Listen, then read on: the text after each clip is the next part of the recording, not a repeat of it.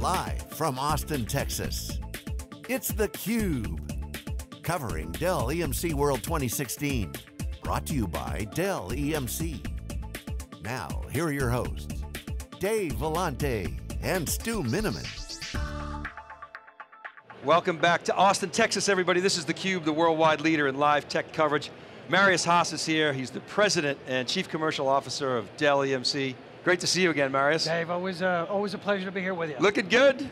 We're having a good time. You guys keep getting bigger, you keep getting younger. I don't know how you do it.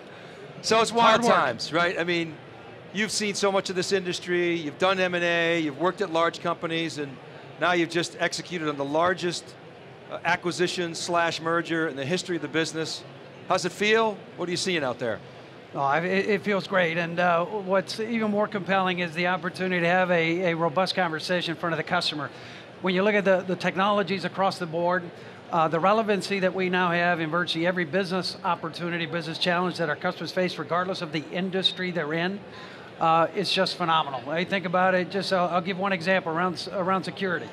If you look at the capabilities that we have within VMware with AirWatch, in remote device management, you look at NSX around network security, you look at everything we're doing with RSA and identity access management and token management, all the way through to being able to do network security management, just for a truly connected security story. Just one example of the types of conversations we can have with customers, which no one else can have in that kind of expansive breadth, and that's what's exciting. One of the big decisions you have to make with any large organization is how to organize. So talk about the organization, how you guys chose the swim lanes, and what your organization specifically is responsible for. Yeah, Dave, and I'm assuming you're talking about the go-to-market components for the most part. Obviously, you're well aware of Dell Technologies, the strategically aligned businesses, and the client solutions group services and ISG. From a coverage perspective in the market, EMC Legacy has an unbelievable capability that they've built around the top of the enterprise accounts. A strong relationship, strong go-to-market model, and then vice versa. Dell has done a phenomenal job building out a core differentiation around how to address the mid-market. Bring those two organizations together, and now we have the most expansive coverage capability together with our partner ecosystem that no one else has. Right? And then you add the last component of it is, which we're building out more aggressively now, is our consumer small business teams as well around the world. Three very, very strong coverage capabilities that, again, you augment it with a partner community, best in class in the industry with the broadest technology set to go have those conversations with customers. Last thing we wanted to do is not take advantage of that differentiation. Let's talk about the partners a little bit. Yep. Right? Partners want to be with a winner, they want to make money. What's the message to partners, right? Anytime a large, two large companies come together like this, partners go, whoa, okay, what's that mean for me? What are you telling partners? Well, the key thing is that there were two different programs. Very similar in its structure, but there were two different programs. First and foremost, we got to bring it together as one, right? So, and the opportunity we have now between when we did close till February 1, which is when we roll out the partner program, is to frame this up in such a way that we take the best practices out of the existing programs, bring it together, understand from our partners what they're looking for, and real key, simplicity, predictability, and profitability. Those are the three core tenets of what they're looking for in an industry best-in-class channel partner organization and channel program, and those are the fundamental pillars that we're laying out today, for example, with the Partner Summit that we're hosting today and tomorrow. Marius, when they look at some of the big mega trends out there, cloud, big data, and IoT, all of those, one of the things that unifies them is there's functionality that in the past only the largest of companies could take advantage of, that we now have the opportunity to drive it down to even the smallest of companies to do. What are you seeing that's kind of exciting in the customer base? Are they able to take advantage of some of these new flips of things in the marketplace? I think that's if I step back for a second, you talked about how you integrate and bring the go-to-market motions together. One of the key things that we found was the lack of overlap in the account base. Right? So for example, we looked at our top 10,000 accounts collectively, 5,000 on one side, 5,000 on the other side. Less than 20% overlap in the account base, which means there's a big opportunity. In addition to that, when we saw, and this specifically is coming back from our partner ecosystem as well, is that over the last, let's say, decade, both organizations have worked on building out a scale out, scale down type of model for their particular solution set so that we can address the needs from all the different customers, no matter what industry they're in, no matter what size they are. Because some might want to start small, but they won't want to grow. And they want to be able to make sure that the capital they've invested initially is not something that's going to waste, right? The ROI that needs to be captured on that needs to be extendable. So the scale out architecture model, an all flash architecture model, a model that can serve any customer, any size, at all the right price points is critically key. And I think we've done a very good job bringing that kind of portfolio together. How do you define the commercial segment, the mid-market segment? Okay, all right, so we've taken roughly, think about the top 3,000 accounts around the world, and we've put that into the enterprise selling motion. And it's pretty clear who those guys are, right? Yeah. Okay. Then we've taken all of our channel ecosystem, all of our public sector customers, all of our government sector customers, we put that into the commercial space, and basically any customer below the 3,000 all sits within the commercial space. In selected markets, we have elected to also put in place a consumer small business route to market motion, because it is an opportunity for us to sell a broader set of our portfolios. A big part of our client solutions group has a very, very strong value proposition in that equation. So think about top 3,000 accounts, everything in the middle, and then a select few top 10 markets for consumer small business. We've got an initiative there as well. And that's how you approach that globally, is That's that how correct? we're going to do it globally, yes sir. Okay, do you find challenges with that model, in different regions, or is it pretty consistent now? I mean, the world is flat. No. Well, I mean, look, we're early innings, right? Like, the fortune we had is we had almost a year to plan all of this before we became one legal entity. Now, there's good things and bad things about being able to plan. You can plan, but you can't execute. And then what you find out is, legally, there's a lot of things you cannot share prior to actually being able to be one company. All right, so account level specific planning was not, we were not able to do. So we're in that motion now. All right, so big reason why we decided, hey, let's align all of our core capabilities, a lot of our key programs, for example, our channel program launch, align it to our next fiscal year, which is February 1. It gives us an opportunity to make sure that what we put on paper as part of the integration planning, the rest of the information that we needed to really do this well, which we can now do in this phase, all then sets up for us to be able to roll out the right account segmentation, the right account coverage for every rep, make sure we have an ability to engage our customers to make sure we're addressing the needs that they want the right way, make sure that we align our channel programs the right way, all with the intent of how do we take this amazing portfolio and really take advantage of the opportunity we have here to really serve our customers better. So I'm curious as to the questions you're getting from the channel partners in particular. You said three things: simplicity, predictability, and profitability. So simplicity, I'm presuming they're saying, you got a complex portfolio. Help me understand how I take it to market. Predictability is, don't head fake me every quarter, right? And how do I make money? What specific questions are you getting from the channel partners? On the simplicity side is not, the portfolio is actually a big advantage in the sense that they have a broad range of capabilities. So that's not the complexity piece. No, the simplicity is around the program structure. How do what incentives, what behaviors do you want me to drive as a channel partner? How do I get paid for it? Right, so it's the simplicity of the program, make sure I understand it, make sure that I can align my business priorities to that program. Obviously, the profitability piece is, if I do all of this, am I going to get paid? Am I going to get paid consistently, predictably? But also the engagement model in the field then is, if I sell storage and we've launched a storage line of business incumbency program, for example, for the channel, so that we could bring the EMC channel program in, make sure that all of those folks feel that their business is protected with the business that they've been, and the accounts they've been selling to.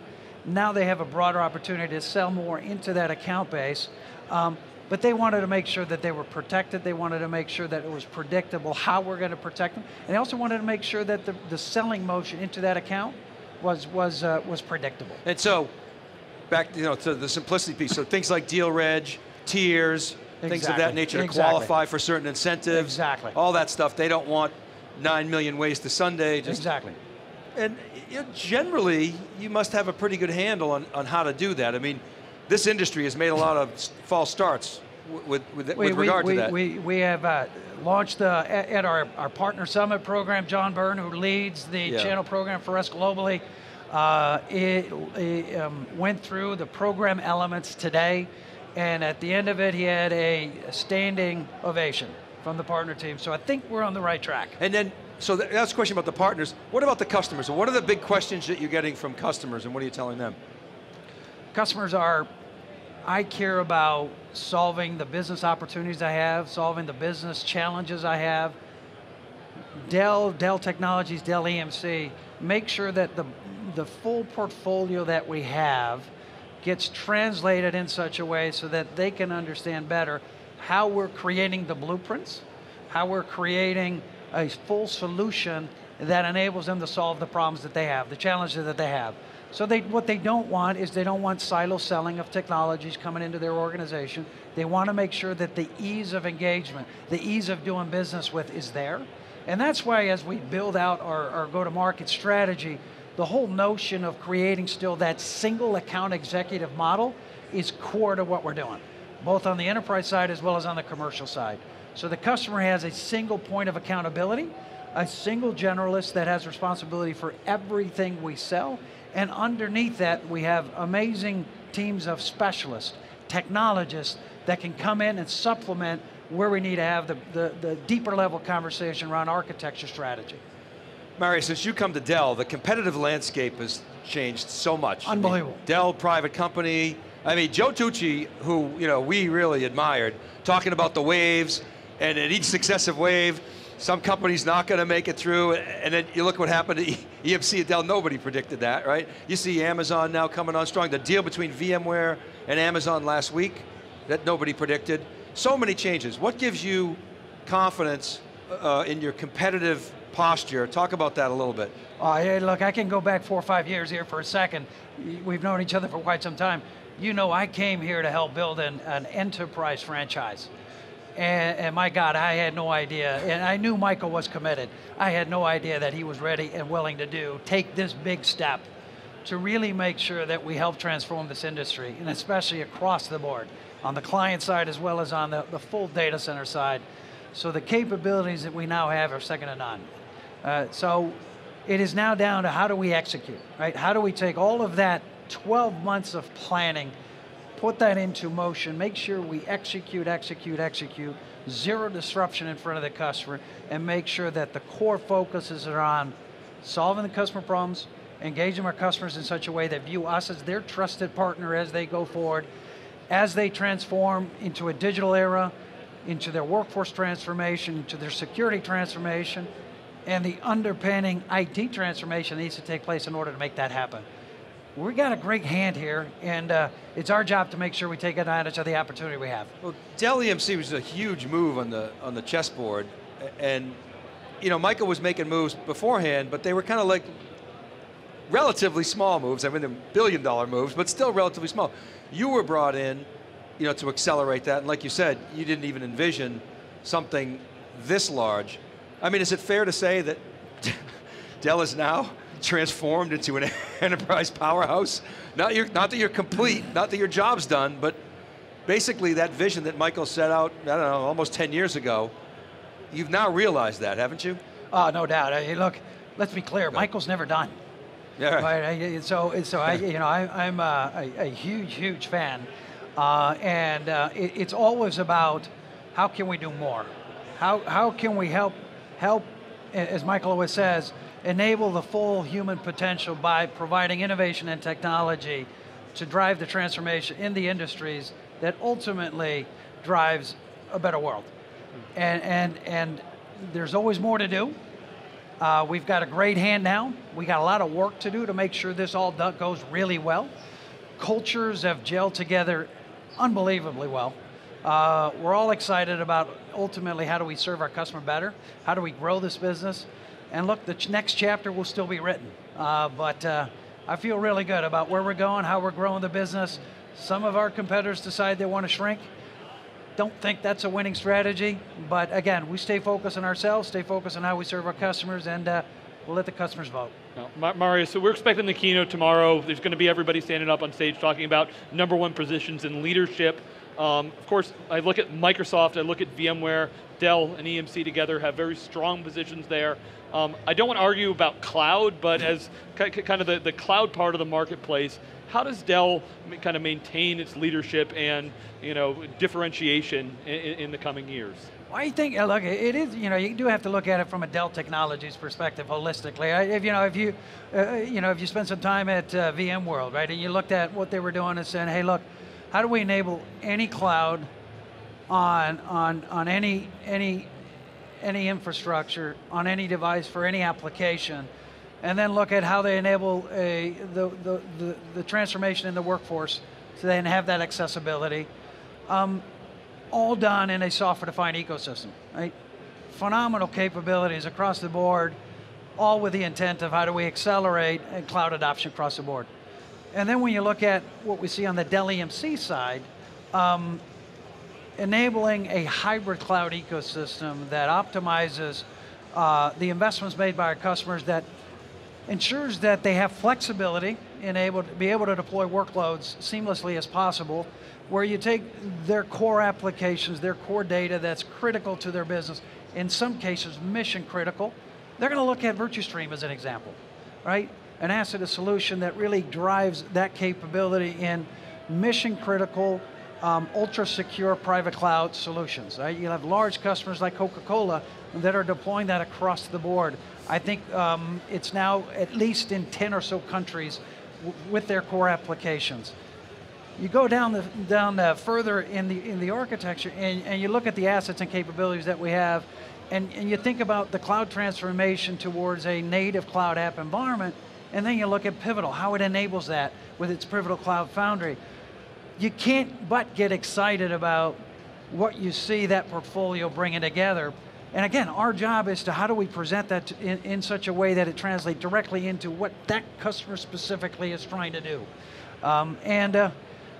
Again, relevant conversation in almost every one of these key trends that emerges. And do we have everything? No. But that's a big part of why us having an open architecture mindset has always been core tenet of our development activities. We can bring together partnerships that allows us to complete the solution.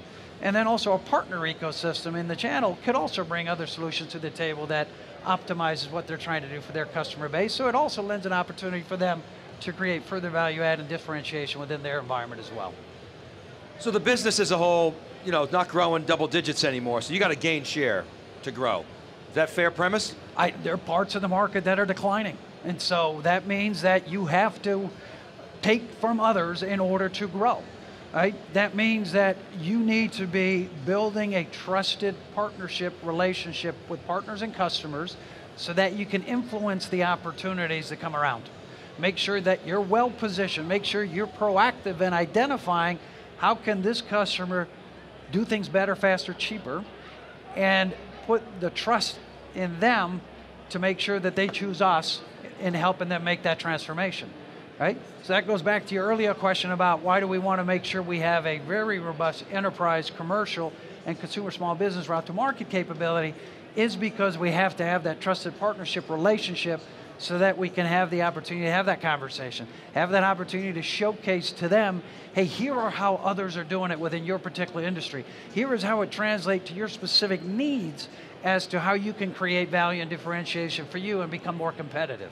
That's what's important. Now, you mentioned culture before. My last question is around culture. I mean, EMC has a culture of execution. Dell has a culture of customer affinities, as does EMC.